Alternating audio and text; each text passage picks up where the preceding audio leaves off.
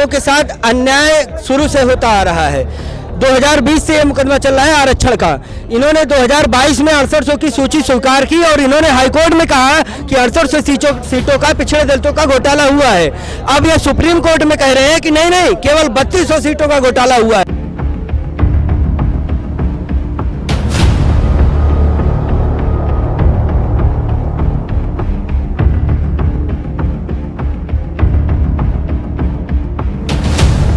आरक्षण में घोटाला हुआ, हमारी सीटें मारी गई है, हमारा अन्याय, हमारे साथ तो खुलकर के अन्याय किया गया। हम कितने बार न्याय की लड़ाई लड़े, ये क्या कान आंख बांध करके रखे हैं।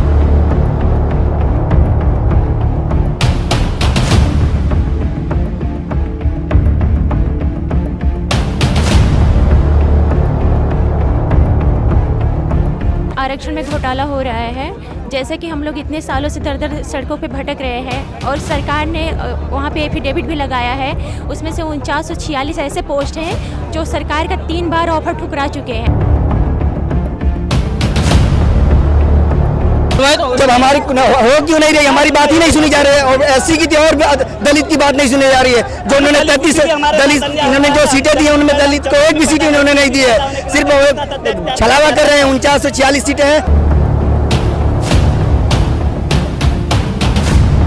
69,000 शिक्षक भर्ती के अभ्यर्थी लगातार अपना प्रदर्शन कर रहे हैं। चाहे संदीप सिंह शिक्षा मंत्री हो या डिप्टी सीएम, लगातार उनके आवास पे जा रहे हैं। हम तमाम यहाँ पे छात्र मौजूद, हम उनसे बात करें। आप लगातार प्रदर्शन कर रही हैं, मासूम बच्चे लेके, क्या करें? हम सरकार से यही कहना चाहते हैं कि जो 4946 सीट दी है उसको लो मेरिट करके हम लोग का 6800 का जो जितनी सीट आई थी पहले उसको प्रोसीड करके हम लोग को लो मेरिट पे भर ले सरकार। यही कहना। कोर्ट में भी आप लोगों का मामला चल रहा है लंबे समय से, उसके बाद में भी क्या उत्तर प्रदेश सरकार की तरफ से कोई भी तरह की कार्रवाई नहीं?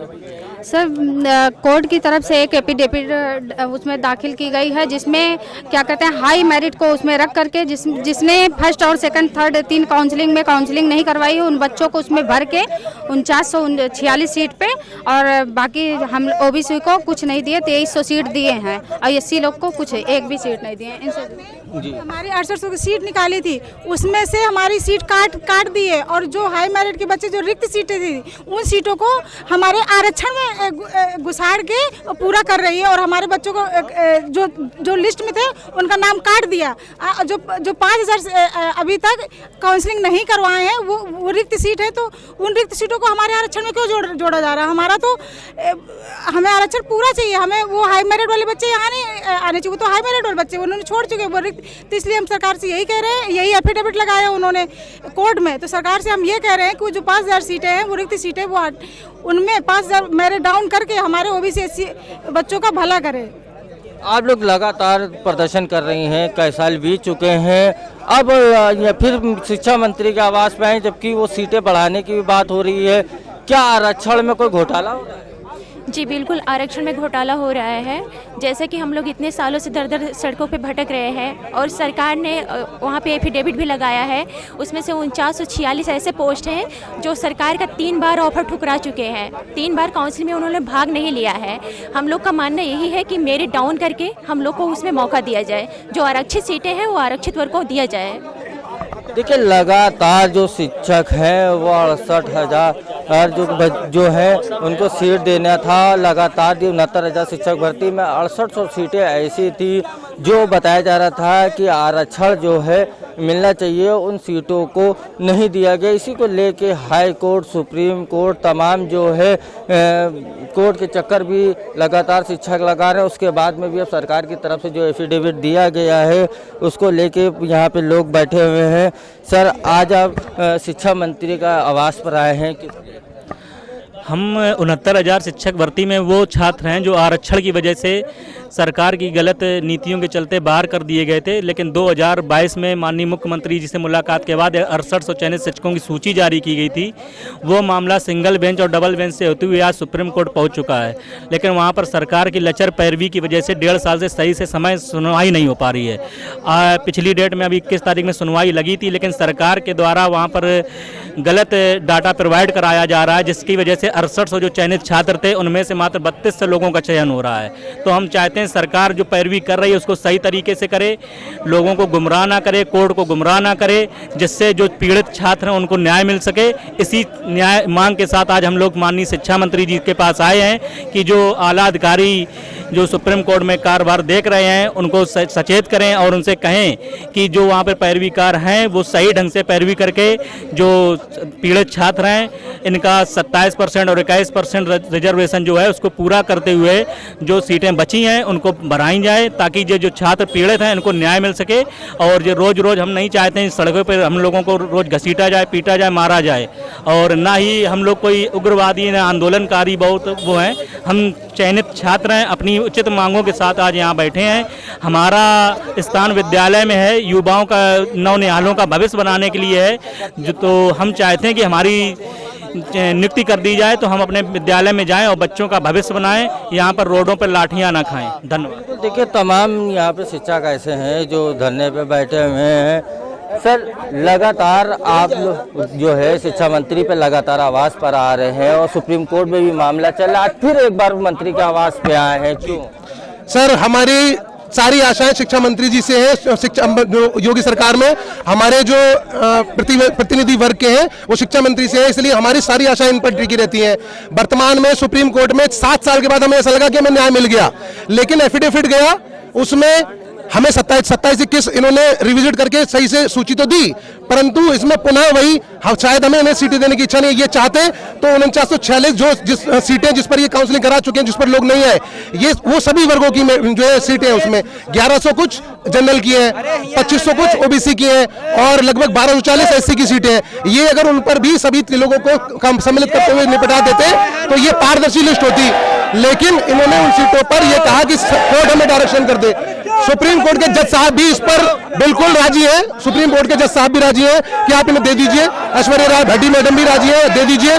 फिर अगला सबमिशन, पिछला सबमिशन रिजेक्ट हो गया, अब हम ये चाहते हैं कि अगला सबमिशन जो सरकार करे उस पर ये जो सीटें जोड़कर ले जाए और हमें दे दे। और इन्होंने जो मेरिट पर ऊपर उठाकर जो लोग पहले से जनरल के लोग काम कर रहे हैं उन लोगों को अगर ये निकाल रहे हैं तो हमें बताएं, और अगर नहीं निकाल रहे हैं उनको अकोमोडेट करेंगे तो उस पर हमारे जो कोर्ट में भाई लोग लड़ रहे हैं उन सबको न्याय दे दे तो ये मामला खत्म हो जाएगा हमेशा हमेशा के लिए। 6800 में 3200 लोगों को एफिडेविट दी गई है, लेकिन जो पहले से ही अपर कास्ट के लोग नौकरी कर रहे हैं तो उनको कैसे निकाला जाए? इन्होंने अभी वर्तमान में किसी भी लिस्ट से जितनी इन्होंने लिस्ट निकाली थी, 4 लिस्ट निकाली थी। पहली लिस्ट इन्होंने 3100 समथिंग 71,000 समथिंग की निकाली थी, दूसरी बजाय 30,000 की समथिंग निकाली थी, तीसरी इन्होंने तीसरी काउंसलिंग कराई 66 पदों पर और चौथी 6800 निकाली थी। वर्तमान में इन्होंने इन सारी सीटों को खत्म करके शुरू से 27-21% निकाल के एक एफिडेविट बनाया जो उन्हें सुप्रीम कोर्ट में दाखिल किया, और वो पहले ही ऐसी सूची थी जिस पर सभी को जितनी सीटें मिलनी चाहिए थी उतनी ही सीटें मिली, लेकिन उसमें एक बहुत बड़ा घपला था कि इन्होंने तीनों काउंसलिंग में जो सीटों पर लोग नहीं आए इन्होंने फिर से वो सीट वैकेंट दिखा दी कि इन सीटों को हम वैकेंट रख रहे हैं, और सुप्रीम कोर्ट से डायरेक्शन मांग लिया कि आप कर दो। सरकार की मजबूरी थी कि उनमें से कोई आ जाएगा तो फिर फंस जाएगा मामला, लेकिन जज साहब ने खुद कहा कि जब 3 काउंसलिंग में वो नहीं आए हैं, आपने टाइम भी दिया, आपने डेट भी दिया, तो अब भी नहीं आएंगे, इनको जोड़ के लाना चाहिए था। तो अभी वो वाला रिजेक्ट, इसी बात पर वो वाला एफिडेविट जो है रिजेक्ट हो गया। अब वर्तमान में सरकार को दोबारा सबमिशन जमा करना है, तो हमारी ये रिक्वेस्ट है कि सरकार जो सबमिशन करे तो उन सीटों को जोड़ते हुए सबमिशन करे, और यदि जनरल के लोगों को जो लोग पहले से नौकरी कर रहे हैं उन्हें शामिल कर रहे हैं, हमें कोई ऐतराज नहीं, उन्हें रखे, लेकिन उनकी सीटों के बराबर जो कोर्ट में लड़ रहे हैं उन लोगों को भी न्याय दे दे। बस लगातार आप लोग शिक्षा मंत्री का आवाज पे आ रहे हैं, इससे पहले भी कई बार मुलाकात तो होती नहीं है, तो आश्वासन आपको कौन दे? सर, अभी तक ये हमारा दुर्भाग्य है कि हमें जानकारी नहीं मिल पाती कि शिक्षा मंत्री जी है या नहीं।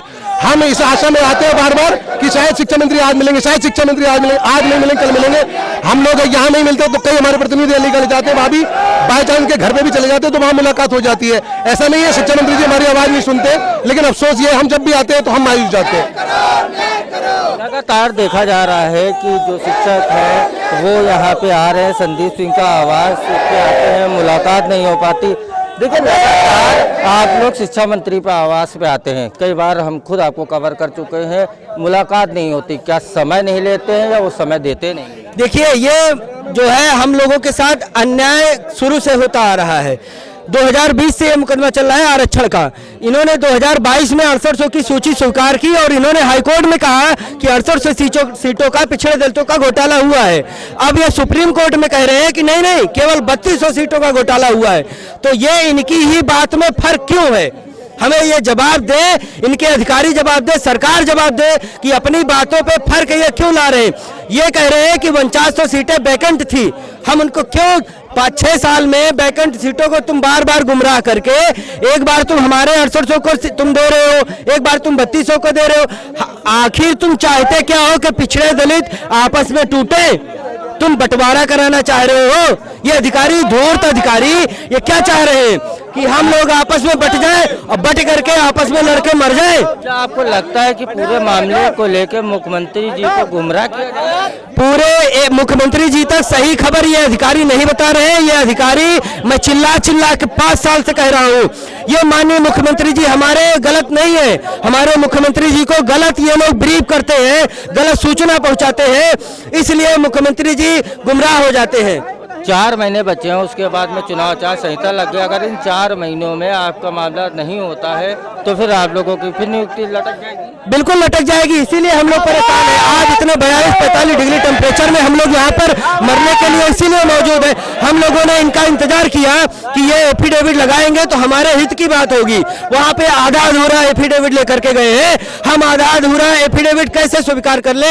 हमें अधिकारी बता दे, माननीय मंत्री जी बता दे, और माननीय मुख्यमंत्री जी को हमारे साथ न्याय करना चाहिए कि ये अधिकारी बार बार अपनी ही बातों से क्यों बदल रहे हैं, क्यों पलट रहे हैं। क्या दलित और पिछड़ों को नौकरी सरकार नहीं देना?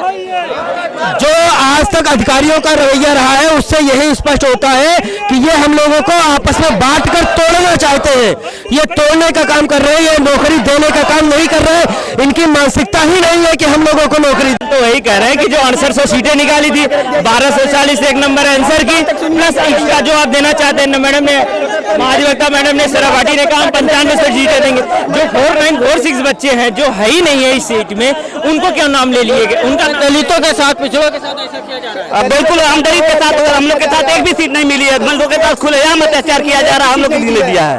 हम कहाँ जाए? हम जो हमारी सीटें आई थी उस सीट को भी इन्होंने खा लिया है। लगातार आप लोग यहाँ सुनवाई तो जब हमारी हो क्यों नहीं रही? हमारी बात ही नहीं सुनी जा रही है। और एससी की थी और दलित की बात नहीं सुनी जा रही है। जो उन्होंने 33 दलित, इन्होंने जो सीटें दी हैं उनमें दलित को एक भी सीट इन्होंने नहीं दी है, सिर्फ छलावा कर रहे हैं। 4946 सीटें हैं। आरक्षण में घोटाला हुआ है। आरक्षण में घोटाला हुआ, हमारी सीटें मारी गई है, हमारा अन्याय, हमारे साथ तो खुलकर के अन्याय किया गया। हम कितने बार न्याय की लड़ाई लड़े? ये क्या कान आँख बांध करके रखे हैं? हम लोग धूप में मर रहे हैं, गर्मी में, बरसात में मरे, जाड़ा मर रहे हैं। क्या हम पशु हैं? हमें इंसानियत का अधिकार नहीं है जीने के लिए? बिल्कुल, देखिए तमाम जो छात्र है, शिक्षक है, लगातार जो है संदीप सिंह के आवास पे आ रहे हैं, सब धरना प्रदर्शन कर रहे थे। देखिए सभी को डिटेन कर लिया गया है, उनको लेके जो है वो इको गार्डन जा जाए। लगातार 6 साल से 2000 का मामला है और कहीं ना कहीं 6 साल बीतने वाले हैं और अब शिक्षकों को डर है कि कहीं ना कहीं 4 महीने के बाद चुनाव है, चुनाव आचार संहिता लग गई तो सुप्रीम कोर्ट में मामला कहीं ना कहीं लंबित ना हो जाए। इसी को लेके अब अभ्यर्थी जो है लगातार मंत्रियों के आवास के चक्कर लगा रहे। अब देखने वाली बात होगी पूरे मामले को लेकर सरकार क्या संज्ञान लेती। कैमरामैन आबिद के साथ मैं राशिद आरिफ, 4 TV लखनऊ।